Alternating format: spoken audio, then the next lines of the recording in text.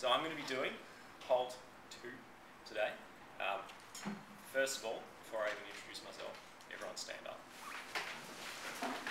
We're going to do a little exercise just because we've been sitting down for so long and we're always sitting down, so let's just quickly do this. It's going to be fun. I can already see people stretching and taking the initiative. It's really good. Thanks, Moses. Everyone on your tippy toes. Hold it just for 5 seconds. 1, 2, 3, 4, 5, and then down. And then up again. It's just a bit of a calf exercise. And 3, 4, 5. Okay, that's all I need from you. Thank you so much. Sometimes, I think, just to get everyone relaxed, to get the mind working, to get me relaxed, it's good to have a little bit of a physical exercise. Okay, so I'm Tom Harnischmacher. I'm the guy with the long name. I'll be talking about Part 2, as I said.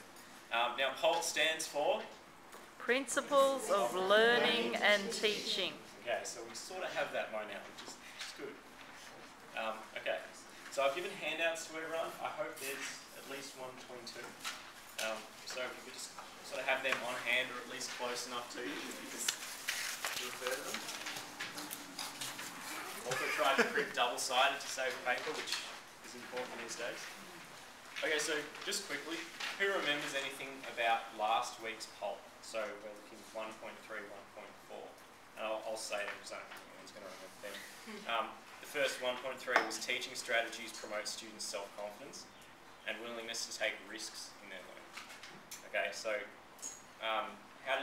did anyone have a way of understanding that? Joanna, did you have a way of understanding that? That the students feel free to express their opinions in class. No one's telling them that they're wrong or their opinions aren't valued. Yep, that's it. So sort of maybe we could say safe learning environment. That's how I relate it in my head. That's how I try and win things by doing that. Next one, 1.4. Each student experiences success through structured support, the valuing effort and recognition of their work. So we're valuing their effort and recognition of their work. For this one, I thought one interesting point was there are other ways to succeed apart from in a competitive academic way. Often when I was in school and I got an A, I was super happy, and there are other people that got 100%, and when they got an A, they weren't. Okay, so can anyone just generally tell me what they think about Poll? What is their opinion on Poll at this point from what they've heard? Poll looks like it's really made up of the humanist school of teaching, because it's all about, you know, how the kids feel and how we as teachers reinforce that feeling of their need for love, security, safety, reassurance, that type of thing. So you're relating it to the lecture yesterday? Yeah. Yeah, I was really tempted to bring that lecture up actually. Yeah. And it's absolutely true. It's like that. Also, for lesson planning, if a lesson doesn't go so well, I would look at Poll, and maybe there might be a reason in Poll why that lesson didn't go so well for you in the future. Okay, so that's just an introduction. Now I'm going to get into my actual Poll, which is firstly 2.1. I'm going to read it out. What role are students playing in your classroom? Sorry, got way ahead of myself. The teacher encourages and supports students to take responsibility for their learning. I'm emphasising encourages and supports, and also responsibility in this. Okay, so I straight away think scaffolding. I'm thinking Vygotsky, learning socially. I'm thinking zone of proximal development, which is a big crazy word, but it's what scaffolding comes from. One important question I'm going to pose, which may seem on the surface obvious: do all students need the same scaffolding? Would anyone like to? So everyone's pretty unanimous on this. This was one big problem for me in school. I needed more scaffolding, I believe. And often in my assessments and stuff, I just got lines through words, and I'm a terrible speller.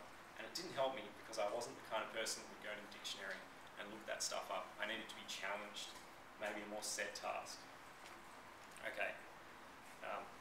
So I'm just going to do a quick role play with you. We're in history class. Okay. Now, we've been studying the Cold War for about a term. Okay. Now, I'm going to give you an assessment choice here. So I'm asking you to take part in your assessment, sort of. Okay. So, would you rather answer 3 questions about half a page each, or would you rather do a 1.5-page essay with 1 question, answering 1 question? Show of hands. Firstly, for 3 shorter questions. Okay, and for the essay. Okay, this is really good. I suspected this might happen. People seem to go for the 3 lessons. Obviously, we haven't actually had this class, so there isn't a huge amount of knowledge. People probably want to write shorter questions. Also, you can gain by asking these questions, what kind of essay writing skills do we have? Are we super confident? Do we need to work on that? So you can allow students to be involved in their assessment. You can also gain from it as a teacher. Okay. However, you can also go too far. So if I'm going to grab someone, Ian. If I asked you just straight up, I want you to write a creative piece in English. We're in English. Go forth and write a creative piece. What do I write it on? Exactly. So I haven't really given you enough, have I? No, I have no idea. Okay. So, but if I continued with that and I gave you a topic, and I said, okay, let's move into, say, dreams, write about dreams, and you might have a bit more of an idea. And then I say maybe a persistent dream about flying or something like that. Maybe you've had one. Would you like to write about that? And then I could even go in further and say, where did you fly? Use your engage imagination. Now we're scaffolding into the task. Okay, so that's a quick example. So main points, as I was showing up here, what role are students playing in your classroom? Are they playing a passive role? Are they doing nothing? Or are they engaged and active in their learning? Do they have a say? Do they have an opinion? Okay, I'm going to quickly move on to 2.2. 2.2 I'm going to address very practically. I'm going to have a quick brainstorm. 2.2 is the teacher uses strategies that build skills required for productive collaboration. This has already been talked about, things like group work and such. Also debating teams and even just good classroom conversations, eye contact. This is all including group work. So quickly, in a history lesson, our topic is conscription. Okay, we have split up into groups. We're sort of in groups now anyway. We're answering a question sheet, which I've given out, pretend. And so, okay, what roles could group members play? Does anyone have an idea of a role that group members, yes? Scribe? Yep, scribe, certainly.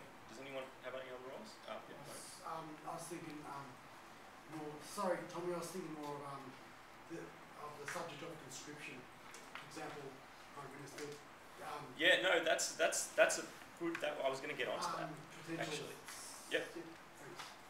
I was actually going to get onto that, that's fantastic. Role-playing or perspective-based roles are also really important. So a father of someone conscripted or someone's conscripted, argue in the light of that person, or a prime minister who needs more troops. So when we set roles, we can be creative and it might engage the group work better. I'm going to wrap up. So in summary, I want you to refer, these are the 2 things I got from it mostly, and I want my voice in your head when you're in class. It is funny. What role are students playing in your classroom? So, and this is something to constantly assess. And secondly, are they getting their higher order learning? Are they creatively engaging in the topic, or are they just remembering the facts?